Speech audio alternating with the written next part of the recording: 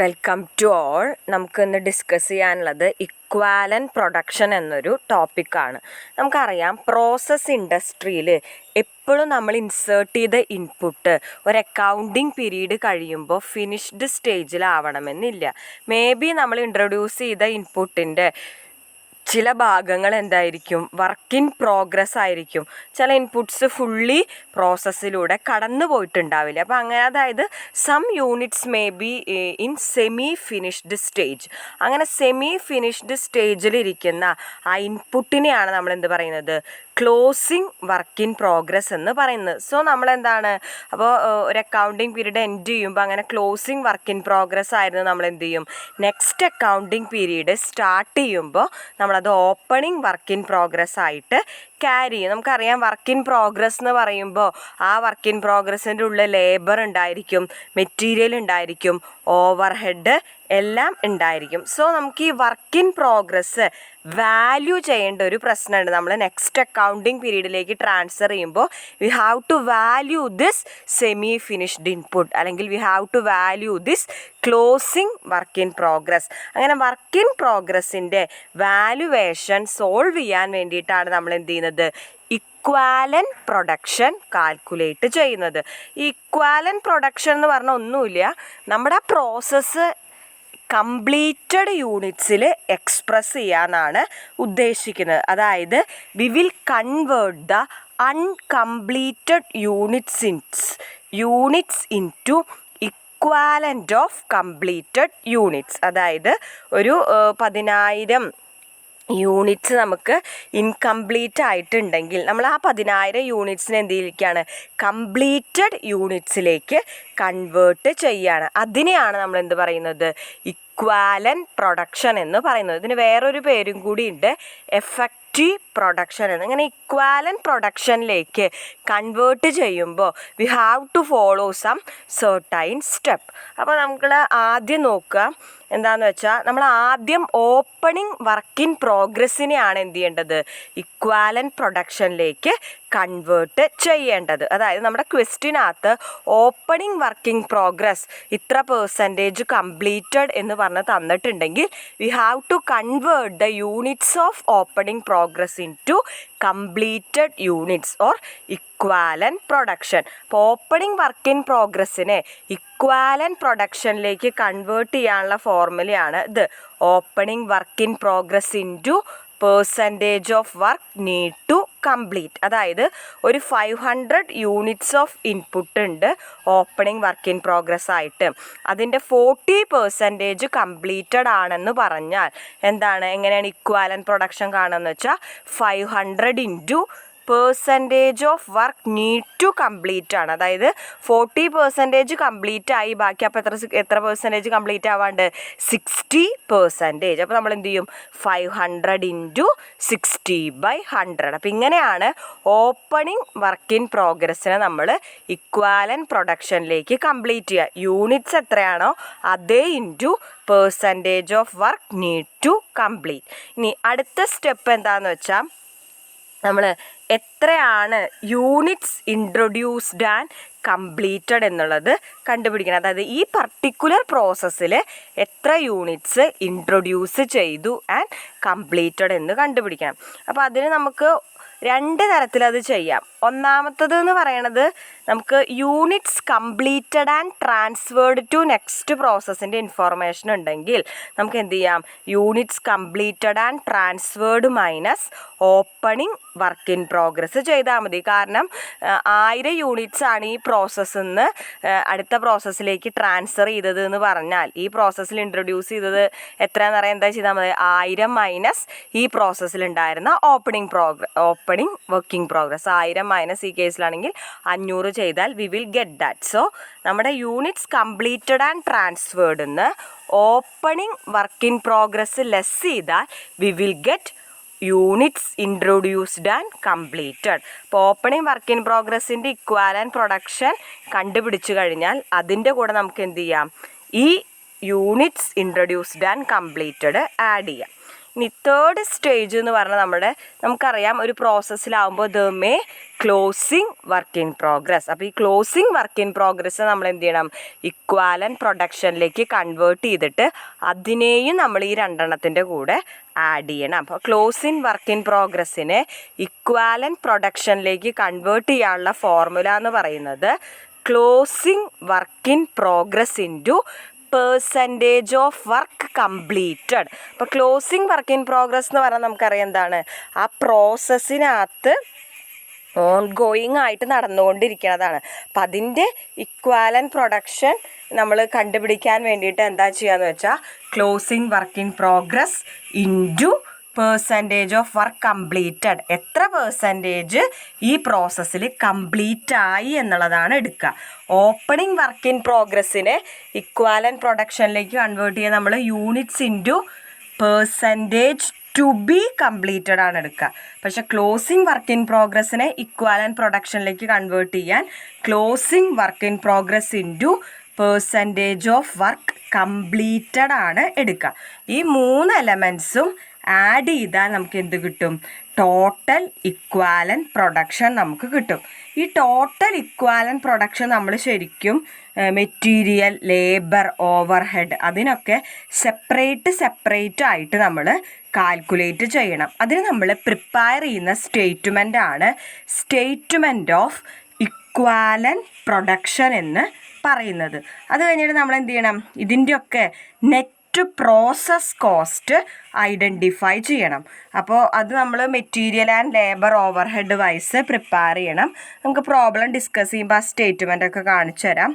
Then നമ്മൾ എന്ത് ചെയ്യണം, ഓരോ എലമെൻറ്റിൻ്റെയും ഈച്ച് എലമെൻറ്റിൻ്റെയും കോസ്റ്റ് നമ്മൾ cost per unit separately calculate ചെയ്യണം. Cost per unit of equivalent production. അങ്ങനെ cost per unit of equivalent production calculate ചെയ്യാനുള്ള ഫോർമുലയാണ് material cost by equivalent production in respect of material.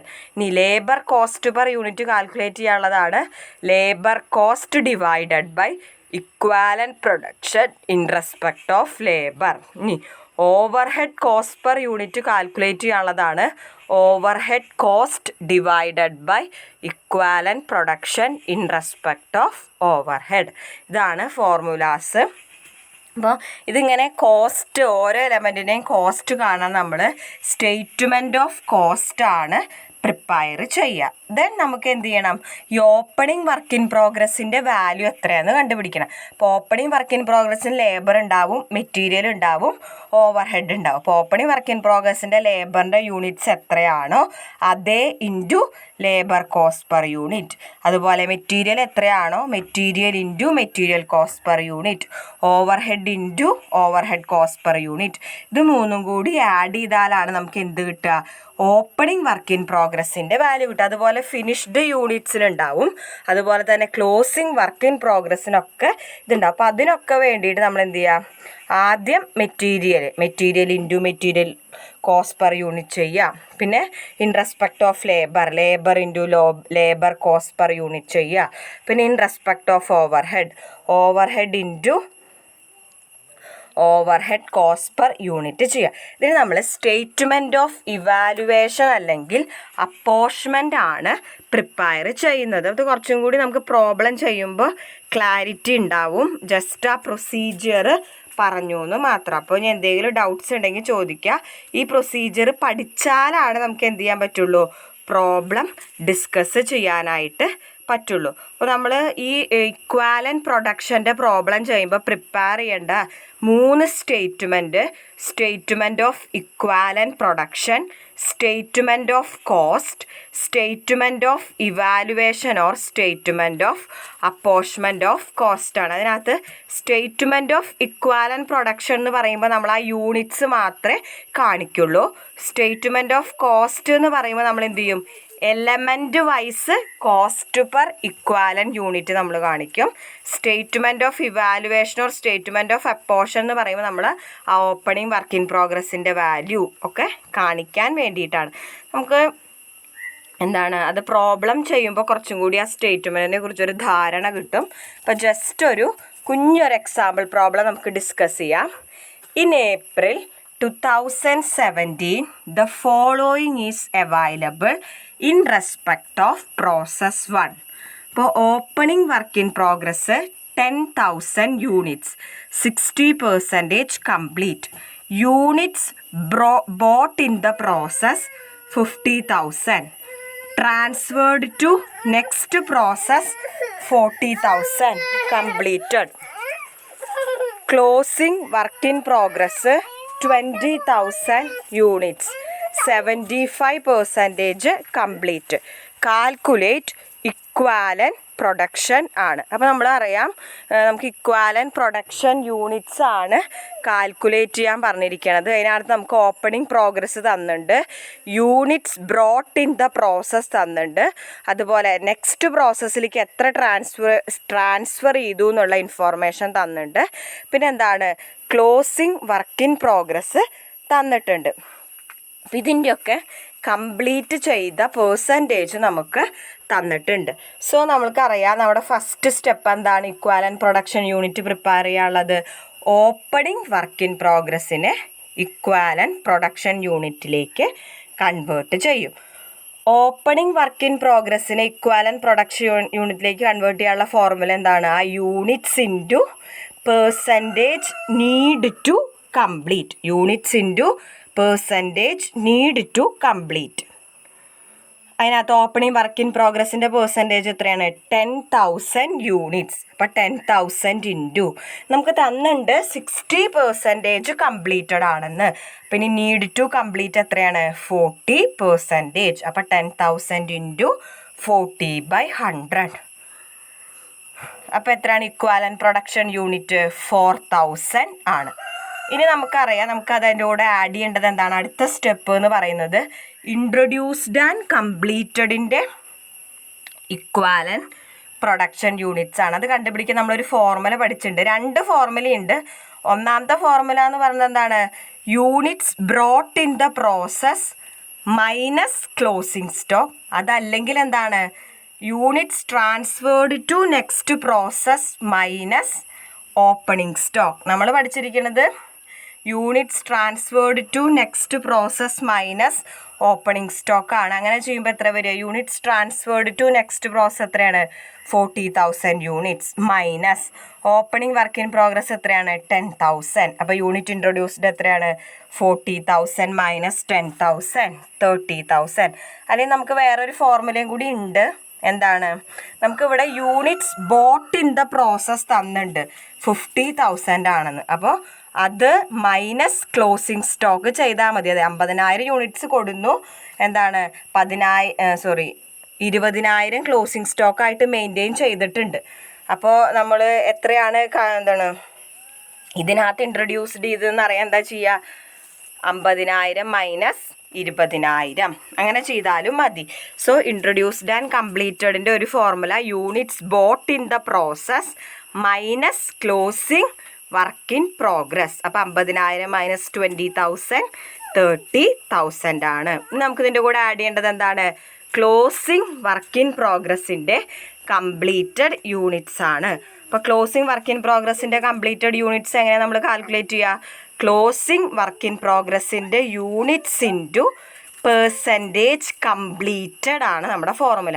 ഇവിടെ ക്ലോസിംഗ് വർക്ക് ഇൻ പ്രോഗ്രസിൻ്റെ units എത്രയാണ്, 20,000 into completed എത്ര percentage ആണ്, 75%. അപ്പോൾ 20,000 ഇൻറ്റു 75/100 എത്രയാണ്, 15,000. അപ്പോൾ ഈ 3 സാധനങ്ങളും ഈ 3 യൂണിറ്റ്സും ആഡ് ചെയ്തതാണ് ഈ പ്രോസസ്സിലെ ഇക്വാലൻറ്റ് പ്രൊഡക്ഷൻ യൂണിറ്റ്സ്. അപ്പോൾ ശ്രദ്ധിക്കുക, ഓപ്പണിംഗ് വർക്ക് ഇൻ പ്രോഗ്രസിൻ്റെ ഇക്വാലൻറ്റ് പ്രൊഡക്ഷൻ യൂണിറ്റ് കാൽക്കുലേറ്റ് ചെയ്യാൻ units into percentage need to be completed ആണ് എടുക്കുക. പിന്നെ ക്ലോസിംഗ് വർക്ക് ഇൻ പ്രോഗ്രസിൻ്റെ ആണെങ്കിലോ യൂണിറ്റ്സ് ഇൻറ്റു പെർസെൻറ്റേജ് കംപ്ലീറ്റഡ് ആണ് എടുക്കുക. പിന്നെ നമുക്ക് വേണ്ട ഒരു സാധനം units introduced and completed in the particular പ്രോസസ്സാണ്. അപ്പോൾ അതെന്താണ്, അതിന് നമ്മുടെ ഫോർമുല എന്താണ്, 2 ഫോർമുല നമുക്ക് യൂസ് ചെയ്യാം. ആദ്യത്തെ ഫോർമുല എന്ന് പറയുന്നത് എന്താണ്, completed and transferred minus opening work in progress. അതായത് നെക്സ്റ്റ് പ്രോസസ്സിലേക്ക് ട്രാൻസ്ഫർ ചെയ്തത് minus opening work in progress. അല്ലെങ്കിൽ വേറൊരു ഫോർമുലയും കൂടി ഉണ്ട്. എന്താണ്? Units brought in the process minus closing stock. അപ്പോൾ ക്ലിയർ ആയെന്ന് വിചാരിക്കുന്നു. ചെയ്ത് നോക്കുക. എന്തെങ്കിലും ഡൗട്ട്സ് ഉണ്ടെങ്കിൽ ചോദിക്കാം കേട്ടോ. Thank you.